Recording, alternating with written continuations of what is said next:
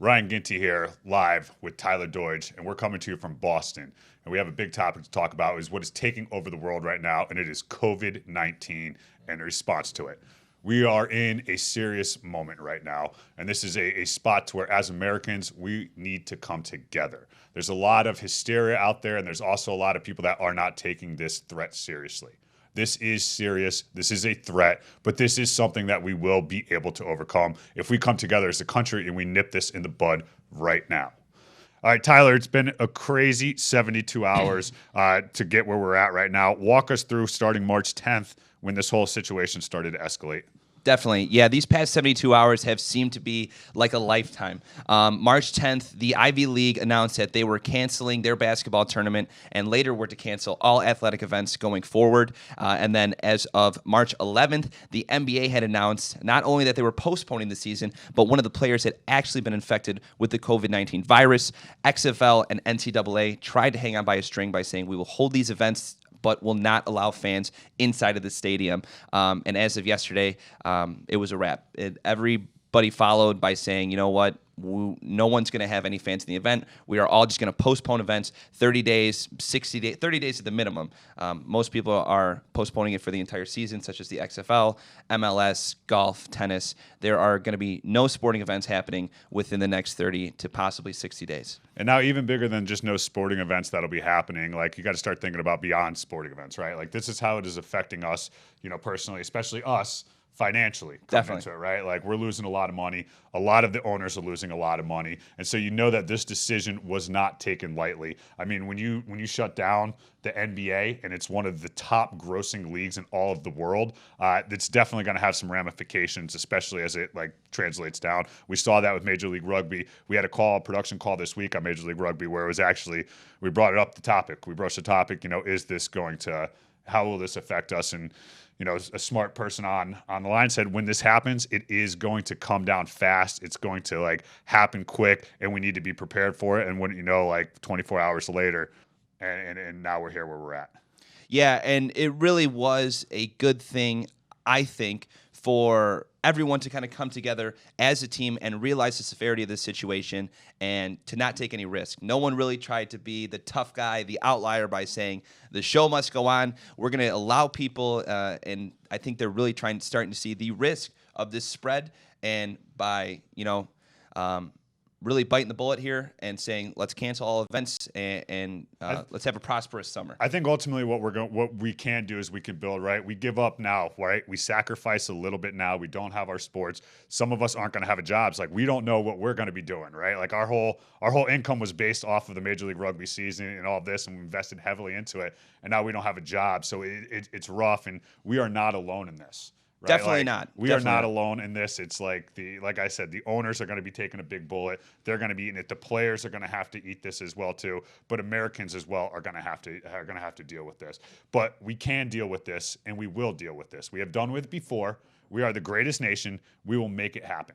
Brian, initially the NCAA, the XFL, and even golf had initially mentioned that they were going to try and still produce a show where the players would play and there would be no crowd in attendance. And now why they backpedal? Why wouldn't this work? Well, I mean, it's just not going to work. Logistically, I mean, it works great in theory, right? Like, we'll limit the amount of people that are at the crowd. We'll have that. We can contain it, but you're still putting people in a location that could spread the virus, right? So if the whole goal is to keep the virus from spreading, even if you put 200 to 300 people in a location, you still have the risk of transmission. In order for that to work logistically, what you would have to do is you'd have to test every single person that is actually going to be at that event, the event staff, the trainers, the players, the production staff, everyone that's going to be there. You have to get the test. Once you get negative tests and it says that they are negative for COVID-19, you would then have to put them in isolation with other people that have been tested. So you're talking about a huge logistical issue that's also going to really affect the lives of a lot of people in this, right? And it's all to have a sporting event. And then the other big thing too is if you're an owner, do you really want to have an event where you don't have ticket sales, right? Like, is that something that you're going to be able to do? Because a lot of it, you're going to have to recoup that, but this is a new transition in broadcasting to where maybe the fan goes at home. We see what that's done for esports. We've seen how that's kind of gone on. But again, for esports to happen in the way that they're producing them, they have to happen at a large event. So I think you're going to start to see maybe a little bit more from home and a little bit more of the home streaming and a little bit more of the streaming services coming out, especially as the next 30 days to 60 days, which are going to be incredibly important in this country for stamping out this COVID-19.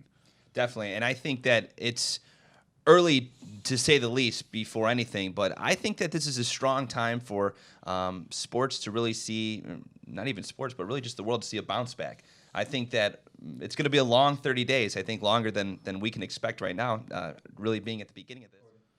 All right, we got Matt McCarthy of Rugby Wrap-Up calling in all the way from New York City. Hey, Matt, welcome to the show. First question, let's just get into this. Are we going to see Major League Rugby played at all in 2020? I've spoken to a number of people, and everybody is optimistic and wanting for it to continue, but we don't know. All right, if we don't play in 2020, what is the next option? I mean, is it 2021? Is this season over? Is this a death blow to Major League Rugby? Well, I think you answered your own question. If we don't play in 2020, do we play in 2021? I would say, yeah, we do play in 2021. I don't think that 2020 is over by any stretch of the imagination. I might be deceiving myself, but will it be for all the teams? Maybe not. But as one of the owners said, all teams should have been prepared financially to weather the storm for 3 to 5 years. So if there's no 2020, and I think there will be some semblance at least of a 2020, there'll definitely be a 2021. Now, some of the teams will be able to survive this. Which teams do you see straight out the gate that are going to be able to survive this financially and also from a fan standpoint? Some teams are better situated than others. The teams that own their own venues, for instance, like Colorado Raptors, the Houston SaberCats, NOLA Gold, they are in the driver's seat, so to speak. Teams that have the venues that are difficult to get, like New York, Coney Island, that's a baseball stadium. That baseball is going to be up and running, so that's going to be difficult. But I think for the most part, the stadium issue will dictate, or the availability of stadiums for an extended season will dictate what happens with each team on an individual basis. Now, Matt, the XFL has made a statement that they are going to be continuing to pay their players their full 2020 salary, including their benefits. Is the MLR going to be able to do that for their players? Well, nobody's talking about not paying the players. The players are contracted through the season. So from my understanding, it's a 7-month season. So the day the season ends, like after the final, is when the contracts end. The tricky part will be for players that are going back to other leagues or other comps and or paying players a prorated amount as per what they were getting for the initial contract in extended play, if there is any. All right, Matt, what else do you have for us? I mean, with your sources and who you've talked to, drop some knowledge on us and pretty much cover something that we haven't been able to cover here so far. All right, I like this. I get to editorialize. Here's your Rugby Wrap-Up, next level editorial on Major League Rugby 2020 as we know it now. A couple of things that you can notice. Social media, some of the owners and some of the teams are releasing statements that the games will be postponed but rescheduled. That's not necessarily the language that you get from the league office. Cancellations may or may not be made up. It depends. And again, all of this is a bunch of moving parts because nobody knows what the answer is. So again, tomorrow these guys can get on a phone call because it's a small entity, relatively speaking, compared to like the NFL, Major League Baseball, NHL, NBA, yada yada. The real known is the unknown right now. But I would say we're going to scrap a couple of games this season. We're going to finish the season maybe on time, but it's going to be lesser. It's going to be less games, and that is an optimistic outlook. The other scenario that could be floated around here is that they double up and play 2 matches in a week, and maybe some of the teams that have difficulty with venues go on the road or they go to a neutral site. If you're squeezing 2 matches in a week to try to get the whole 16-game schedule in, that may compromise play. and may or may not jeopardize players' health and welfare, depending on who plays and yada, yada, yada. And there are players that are going back to other setups in other professional leagues at the end of this contract term. So extending the season might not be a reality. Right now, they're keeping all options on the table. Now, Matt, from a rugby wrap-up perspective, how is this going to affect your business? How dare you ask me that question, Tyler? Just kidding. Good question. But, rugby wrap-up is global rugby coverage, sometimes with a wink. So it's not just Major League Rugby, it's everything. And if you're talking 40 days or 60 days, that's this guy. Hello, this guy can talk. That's one thing I can do. Whether you like it or not, I can talk. And I can talk about rugby until I'm blue in the face, so that's not an issue.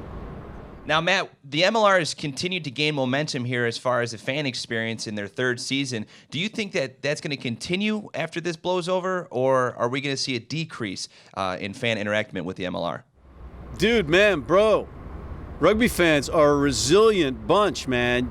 And American fans in particular have been starved for this professional rugby league thing. So, and I didn't mean league, I meant union. But once this thing gets off the ground again, and it will, people will be there. People will be watching, and I bet you it even works out to be a positive, that more fans are even there because they saw, oh, hey, they held it together in a catastrophe. So put that in your pipe and smoke it. All right, fellas, I got to go. My wife wants to sit on the couch and watch TV. Rugby wrap-up out. All right, thanks, Matt, for calling in and offering your insight into this situation. We will be coming back to you. Thank you, the viewers, for all tuning in tonight. And there are going to be trying times ahead of us over the next 30 to 60 days, but we will prevail and we will bounce back. Yeah, you know what, Ryan? I think, as they say, it's always darkest before the dawn.